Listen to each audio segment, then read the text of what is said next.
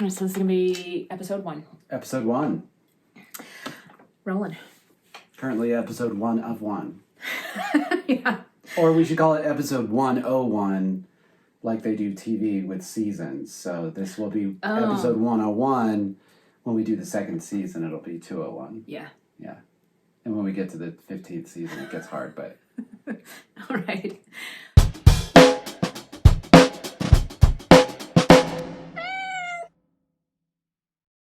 So let's see. It is Monday, February 21st, 2nd. I know it's been right after my birthday.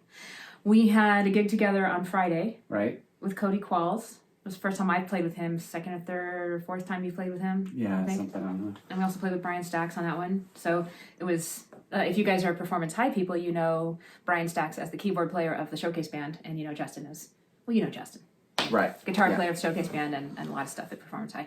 So we had that. I think you had a recording session on... It's tons of sessions all week. Yeah. Yeah, doing lots of stuff. Recorded some trumpet. Recorded some background vocals. Mm-hmm. Did a bunch of guitars on my own. Mm-hmm.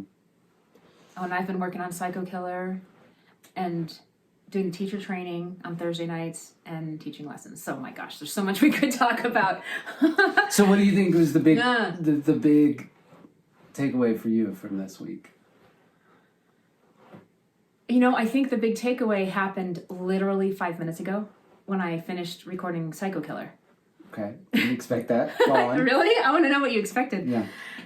So, you know, I've been working on producing a synthwave version of Psycho Killer for a week, maybe even longer. And this is part of my cover project, which is supposed to be a song every 5 days. So I was already behind schedule, and now I'm really behind schedule. And the song, I've just been fighting with it. Like, I keep coming to it, and it seemed like a good idea, and I thought it would be fun.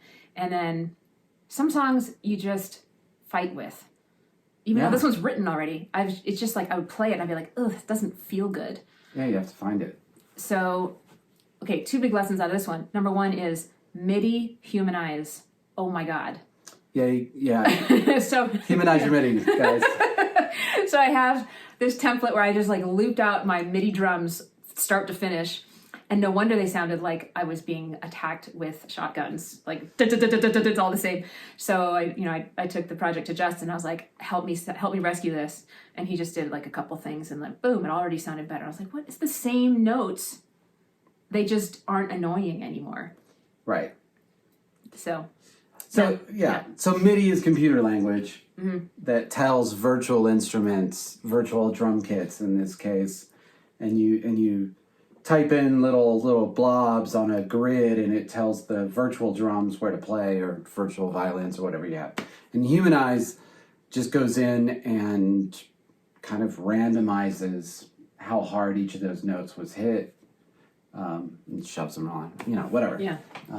So it makes the timing less perfect, which is more human. Right. And it makes the velocity, which means the loudness, basically the loudness of the how notes, hard how hard it's hit, vary like a human would. So it's so just like felt better. Yeah.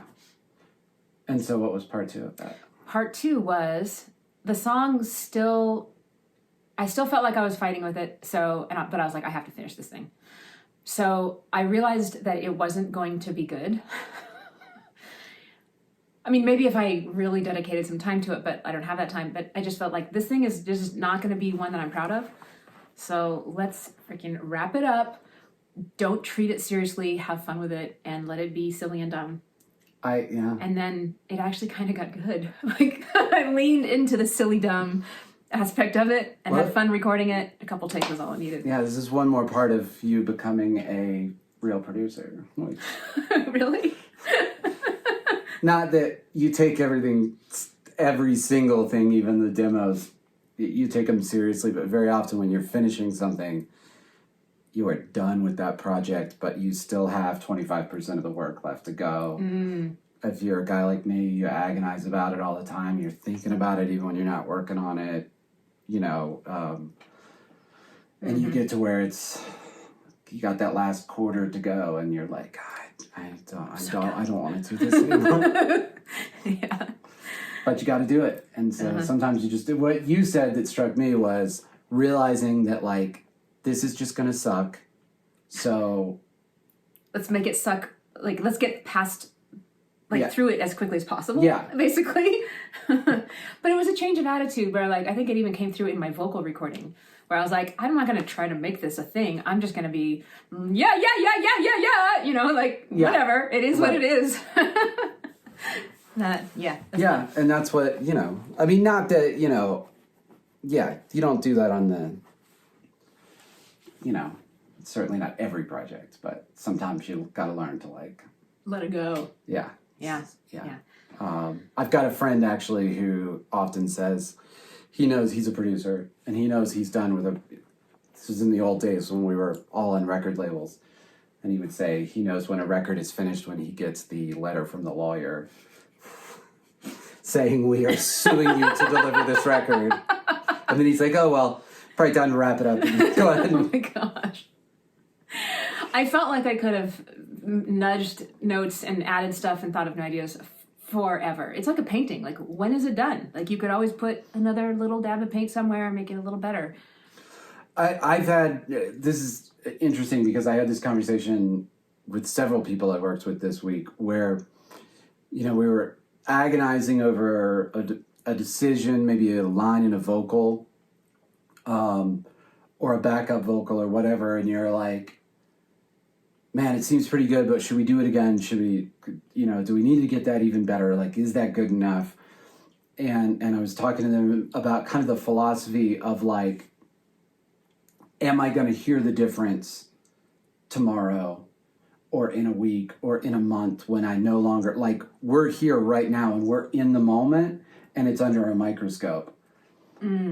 But is this a difference that I'm going to tell the difference in a week when I no longer have the taste of having just done that take in my mouth or made that decision?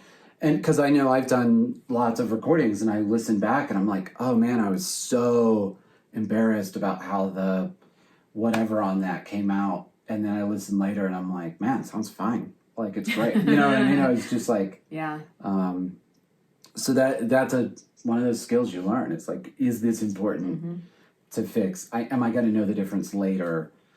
And sometimes the answer is, yeah, that's something you're going to want to clean up because you're going to be unhappy later. And a lot of times it's like, you're not going to remember. Yeah. You know? Which brings me to what I was telling you in the car. Where were we going? Rehearsal. We're going to a rehearsal. Which was, you know, something I'm working on, which is trying to come from more of a position of strength or abundance. Right. I'll probably talk about this a lot more because I'm super into it right now. But like, I was working with a singer and I just noticed that they were coming from doing like performance coaching, sort of live producing type thing. And I was noticing they were coming from, they were fully like bathing in all of their insecurities and then singing the song from the place of like all their insecurities. And I was like, it just occurred to me to be like, whoa, like, stop singing that song from the place of everything you're worried about.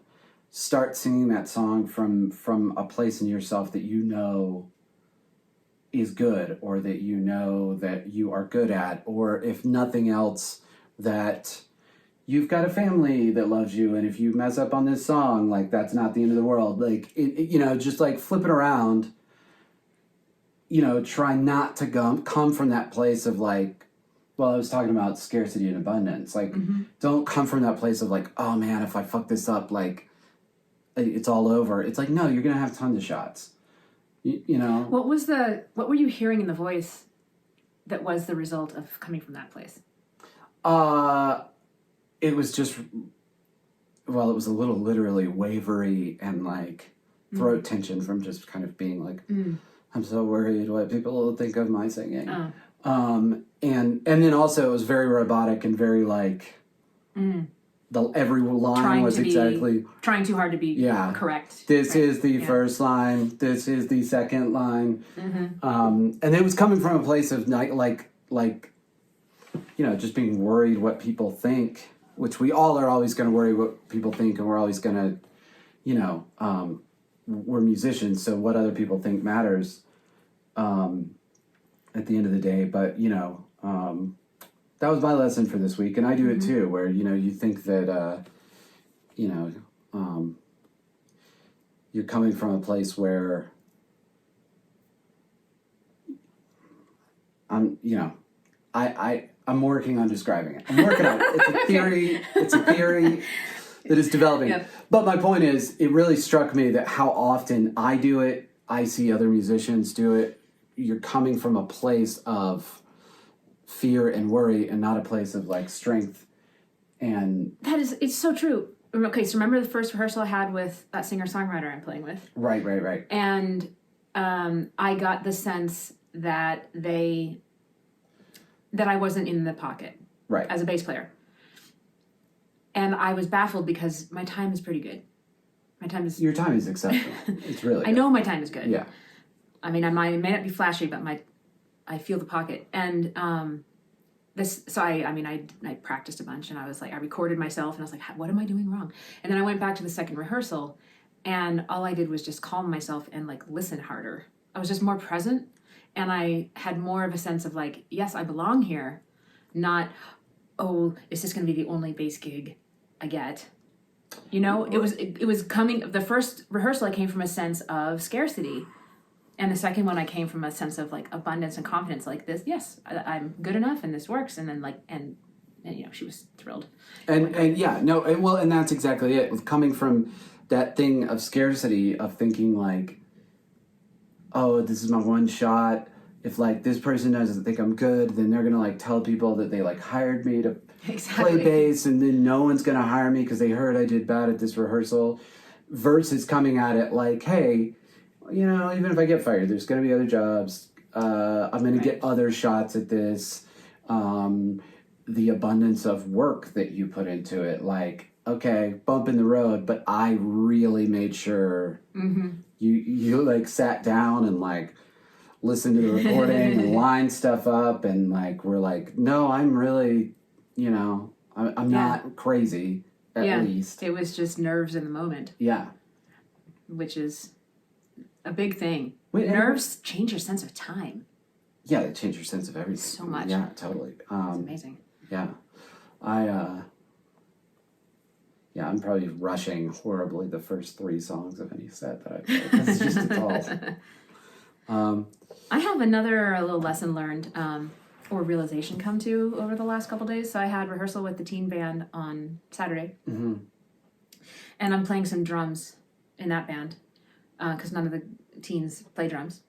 I'm not the only drummer. The coach, Kenny, is also playing drums. But I've been working on Ain't It Fun by Paramore. Right. Pretty hard. Like, lots of time in the studio playing the kit, and also lots of air drums here in this room. It works. And I came to the realization on Saturday that with, 2.5, 3 weeks to go, I am not going to be ready to play that song on stage.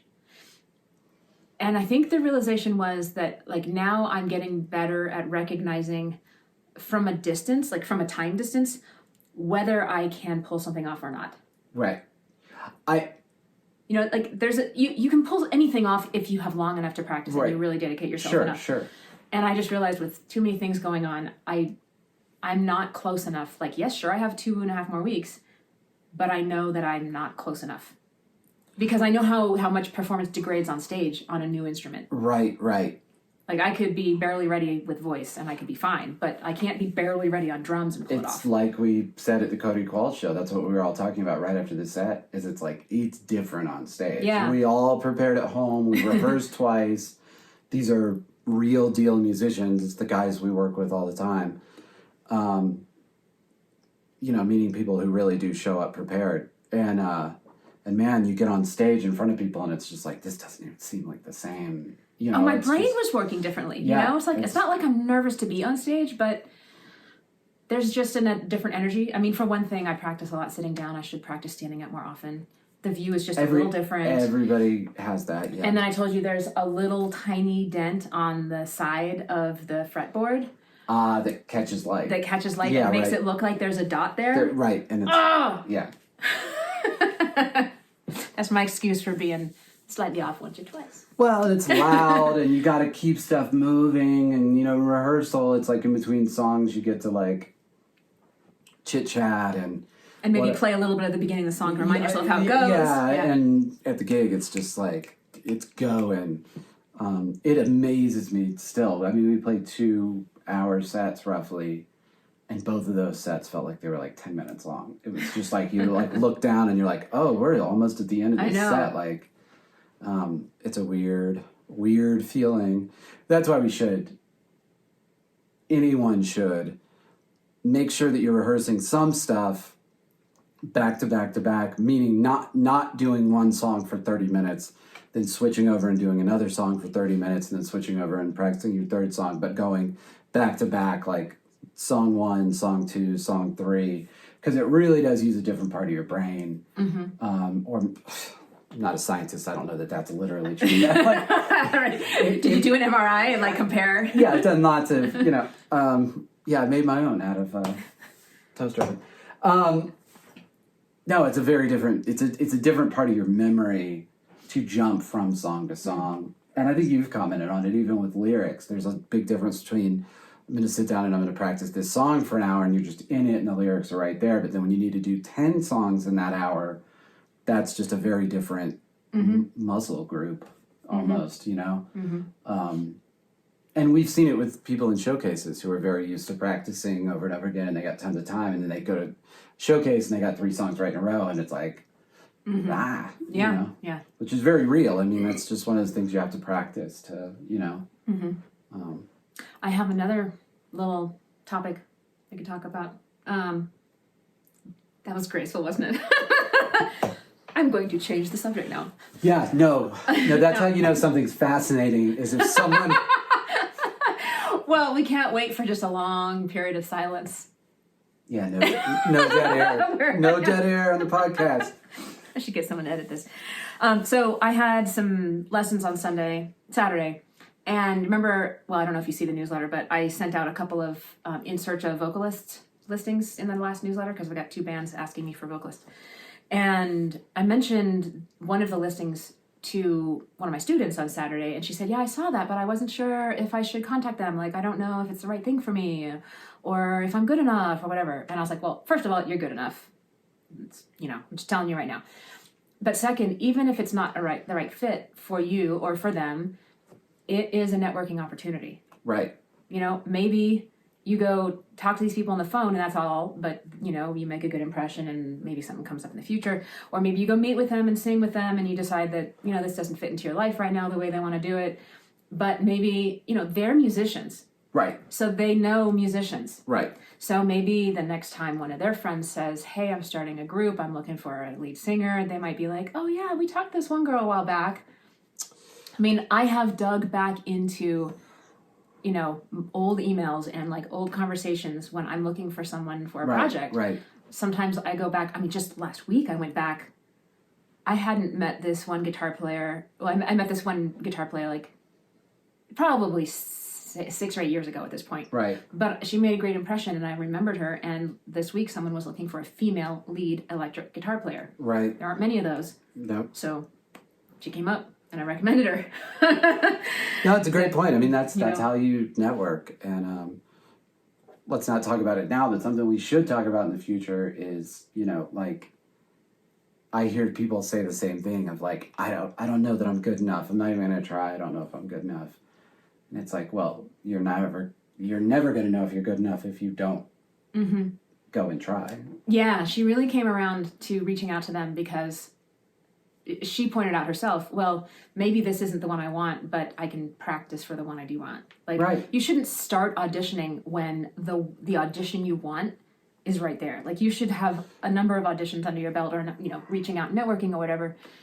It's just like a job. I mean, your first job needs to be like, you know, your first job can't be CEO. Or even your first job interview. Yeah, it's right. Like, this is what... That's maybe even a better yeah. Yeah. And it's... Yeah, and you learn the most from...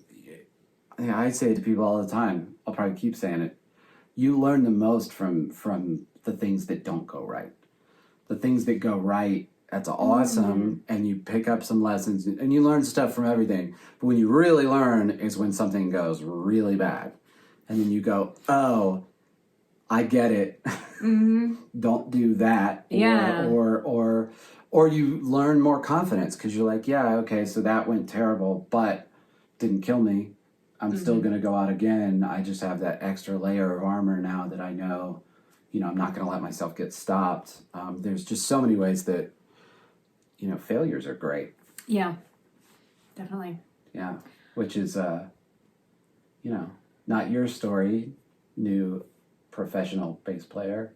My story's not failure? No. Not yet. Because you are now a professional bass player. I saw someone at the show and she's like, I didn't know you played bass. I said, well, I started playing like 10 or 11 years ago. So it's not brand new. I mean, I played for Adrienne, I played in our band, and I played, and sang in Urban Dance Theory. Oh, that's right. I forgot that. Yeah, I had a year of leading and playing bass on that. Thank goodness. That, yeah. So and then I was in another band, Driving Karma, was the bass player. Forgot that. Yeah. So we've done, this isn't a lot of brand stuff. new. Yeah. Is there anything else we should talk about? No, that's a good recap. I mean, that's, yeah. So this is just going to evolve. We're going to see what we like, whatever. And talk about what happened and what's interesting about what we've done. I mean, it seems like I'm constantly learning new stuff. Like every time we have an evening conversation at the end of the day, it's like, oh, I used this new vocal technique on this student and oh my gosh, breakthrough. Or, like I said, with producing this song, and it's just, we do so many things. Like, this is what I love about this job. And when I was just going to say, that's what I love about it is I still learn every day and every week. It's just like, you see yourself get better and whatever. And that's my favorite thing about it. It's just constantly getting better and getting, more colors in the palette. And maybe you get this one thing down to where you're satisfied. You're never going to be perfect on anything, but you get it down to where you're satisfied. Well, then there's another shade of whatever, another style you can get into, or another, there's just, you're always going to be able to get better and keep having fun. So relentlessly positive. That's not the real you, is That's it? not the real. It's not the real. Life is perfect and wonderful, and we're all going to keep growing together. All right, see you guys next time. Thanks.